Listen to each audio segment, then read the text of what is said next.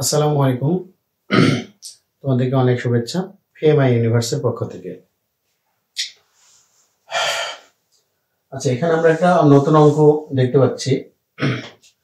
দেখাও যে টি এর সকল মানের জন্য A into 1 plus t square by 1 minus t square comma 2at by 1 minus t square বিন্দুটি একটি নির্দিষ্ট অধিবৃত্তের উপরে অবস্থিত। অর্থাৎ এই বিন্দুটা একটা অধিবৃত্তের উপরে অবস্থিত, এটা আমাদেরকে দেখাইতে হবে। তো তোমরা যারা আমাদের এর আগের লেকচারটা দেখেছো, একদম পারফেক্টলি এর আগের লেকচারটা যারা তোমরা দেখো নাই অবশ্যই দেখে আসবে, তাহলে তোমাদের একটু সুবিধা হবে। তো এই ধরনের বিন্দু যখন দেয়া থাকে তখন আমরা প্রথমেই এই বিন্দুটাকে প্রথম অংশটাকে এক্স, দ্বিতীয় অংশটাকে ওয়াই ধরে নেব। এখানেও ধরে নিব, এর আগের অঙ্কটাই ধরে নিয়েছি, তোমরা নিশ্চয়ই দেখেছো।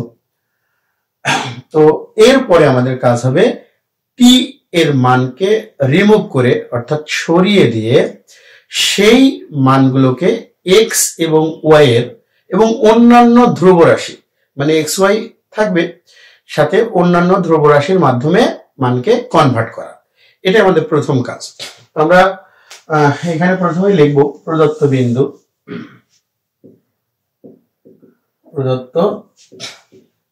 বিন্দু a 1 plus t square by 1 minus t square comma 2a by 1 minus t square. আমরা এখানে আরো লিখে দিই, ধরি একটি চলমান বিন্দু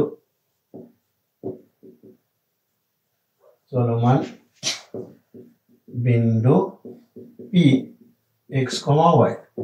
এটা চলমান বিন্দু পি এক্স কমা ওয়াই। আচ্ছা, তাহলে আসলে আমাদের সেই চলমান বিন্দু পি আর এটা একই বিন্দু। হ্যাঁ, তাই আমরা এখানে লিখে নিচ্ছি যে অতএব x equal a into 1 plus t square by 1 minus t square. আচ্ছা, ও y equal 2at by 1 minus t square. আচ্ছা, এখন আমাদের কাজ হবে এই সমীকরণ থেকে মানে x এবং y এর সম্পর্ক নির্ণয় করতে হবে, যে সম্পর্কের ভিতরে ফাইনালি আমাদের টি রাশিটা থাকবে না। সেখানে এই এ রাশিটা থাকলেও সমস্যা নেই, যেহেতু একটা কনস্ট্যান্ট। আর টি রাশিটাকে আমাদেরকে কি করতে হবে? রিমুভ করতে হবে। এর আগের অঙ্ক আমরা করে এসেছি। তো এখানে এই অঙ্কটা করার আগে আমরা দুইটা সূত্র নিয়ে কথা বলবো, সেই সূত্রের সাহায্যে এটা আমরা দেখব। তো যারা ত্রিকোণমিতি অঙ্ক তোমরা অলরেডি করেছো চ্যাপ্টার 7, তারা বুঝেছো যে এখানে আমাদের একটা সূত্র আছে। আমি দুইটা সূত্র নিয়ে কথা বলবো, তো আমরা সেই সূত্রের বিষয়টা একটু এই পাশে লিখে রাখি। আচ্ছা, দুইটা সূত্র নিয়ে কথা বলবো, আগেই বলছি।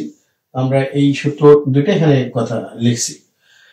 একটা হচ্ছে cos 2 থিটা, যার সূত্রটা হচ্ছে 1 minus tan square theta by 1 plus tan square theta. আর একটা হলো tan 2 থিটা সমান 2 tan theta by 1 minus tan square theta.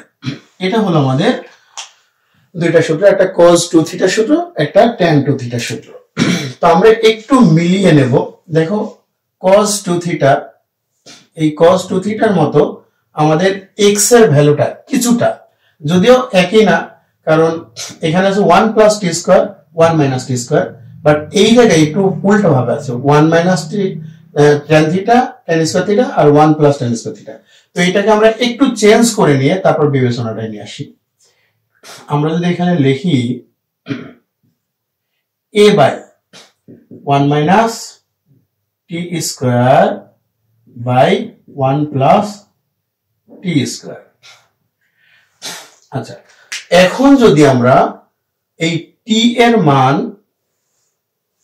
মান আমরা যদি এখন tan ফাংশন ধরি অর্থাৎ tan থিটা ধরি, তাহলে এটা পরিণত হবে 1 minus tan square theta by 1 plus tan square theta, যেটা আমাদের cos 2 থিটার সাথে হুবহু মিলে যাবে।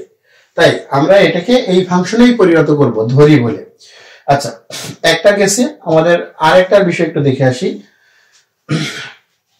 tan 2 থিটা সমান 2 tan theta by 1 minus tan square theta, এটাকে যদি আমরা একটু y এর ফাংশনের সাথে মিলাই তাহলে আমাদের হয়ে যাচ্ছে y ইকুয়াল, এই এটা আমরা বাইরে আছে বিবেচনা করে তারপর কথা বলছি, a into 2 tan theta by 1 minus tan square theta, অর্থাৎ t কে যদি আমি tan থিটায় কনভার্ট করি তাহলে আমার সূত্রটা এটার সাথে হুবহু মিলে যাচ্ছে। সো আমরা এটাকেও একটু কনভার্ট করে নিব যে y equal a into 2t by 1 minus tan square t square. এখন আমরা লিখে নেব ধরি এই t ইকুয়াল tan থিটা, তাহলে আমাদের x এর এই রাশিটার দিকে এটা হচ্ছে a by 1 minus tan square theta by 1 plus tan square theta. আমরা এটার ক্যালকুলেশন একবারে শেষ করে নিব। তাহলে a বাই cos 2 থিটা, এই যে এটা সূত্র আমরা পাশে লিখে রেখেছিলাম, তাহলে ফাইনালি আমাদের হয়ে যাচ্ছে a sec 2 থিটা। এটা হচ্ছে x এর মান, আমাদের মনে রাখতে হবে x এর মান আমাদের চলে এসেছে a ইনটু sec 2 থিটা। আচ্ছা, এর পরবর্তীটায় আমরা একটু এখানে আসি।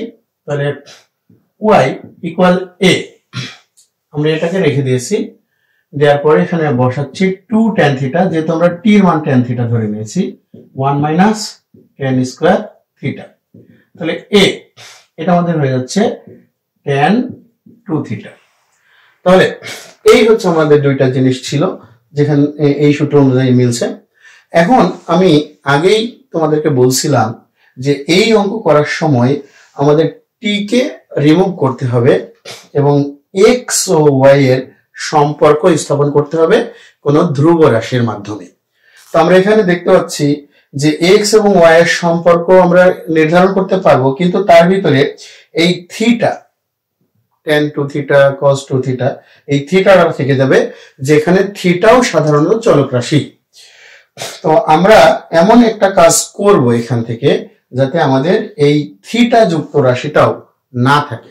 তো আমরা জানি যে sec square theta minus tan square theta equal 1, সেজন্য আমি এটাকে 1 নম্বর সমীকরণ দিলাম, এটাকে 2 নম্বর সমীকরণ দিলাম। 1 নম্বর এবং 2 নম্বর সমীকরণ কি করব, বর্গ করে বিয়োগ করব। তাহলে আমরা লিখব যে 1 নম্বর সমীকরণ, আমি একটু ম্যাথমেটিক্যালি লিখলাম, 1 নম্বর সমীকরণ বিয়োগ 2 নম্বর সমীকরণ হতে পায়, মানে 1 নম্বর সমীকরণের বর্গ বিয়োগ 2 নম্বর সমীকরণের বর্গ। তাহলে এটা হয়ে যাবে x square minus y square সমান, তাহলে আমরা এখান থেকে এই স্কয়ারটা কমন নিয়ে নিয়েছি একবারে, তাহলে থাকবে হচ্ছে sec square 2 theta minus tan square 2 theta. তো আমরা একবারই করে দিলাম, একটু তোমরা যারা এটা একটু ঝামেলা হচ্ছে দরকার বর্গ করে নিয়ে বিয়োগ করো। আমাদের চলে আসছে x square minus y square equal a square into sec square 2 theta minus tan square 2 theta. আমরা নবম দশম শ্রেণীর ত্রিকোণমিতির একটা সূত্র থেকে জানি sec square theta minus tan square theta equal 1। তাহলে আমরা যদি ওই কাজটা করি, আমাদের এই যে রাশির ভিতর থেকে চলক রাশিটা সরে যাবে, তাহলে আমাদের ফাইনালি সম্পর্কটা হবে x square minus y square equal a square. আচ্ছা, এই একটা সমীকরণ আমাদের চলে আসছে x square minus y square equal a square. তো যারা তোমরা সেকেন্ড পার্টের কৌণিক চ্যাপ্টার করে ফেলেছো তারা নিশ্চয়ই বুঝে গেছো যে এটা একটা অধিবৃত্তের সমীকরণ, এবং আমাদের প্রশ্নেও সেটাই বলেছিল যে দেখাও যে t এর সকল মানের জন্য বিন্দুটি, মানে এই বিন্দুটি একটা নির্দিষ্ট অধিবৃত্তের উপরে অবস্থিত।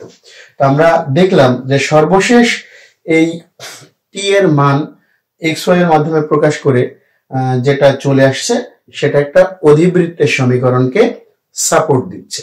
সো আমরা লিখব যা একটা অধিবৃত্তের সমীকরণ, যা একটি